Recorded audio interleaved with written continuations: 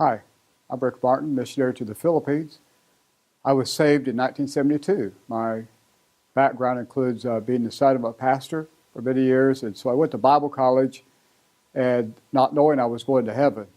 And so in 1972, someone invited me to a Baptist church. I went, and that night I heard for the first time that I could know for sure I was going to heaven.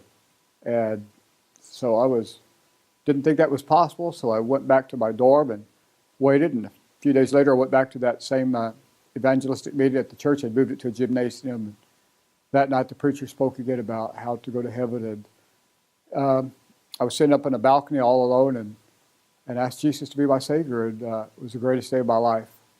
I went back to my dormitory and couldn't sleep all night. I just got my Bible out and read it, and God began to burden my heart to tell somebody what happened. I was so excited.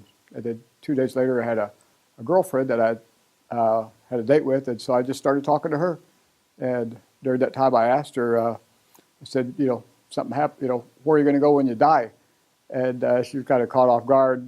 I just started talking about what happened to me, and she got saved that night. And after that, I was a new Christian, of course, and I really thank God for being able to finish school at that school. But most of the people there did not have assurance of their salvation. So I came up to Hyles-Anderson College and came here for 2 years, 1974. And then 1976, Brother Hyles had a conference, had a pastor school called, with the theme, Don't Quit. That night, missionary Bob Hughes came and spoke for a few minutes. And I never even considered being a missionary. It's the last thing I ever intended to be. That night I turned to my wife and said, Becky, we're going to go to the Philippines.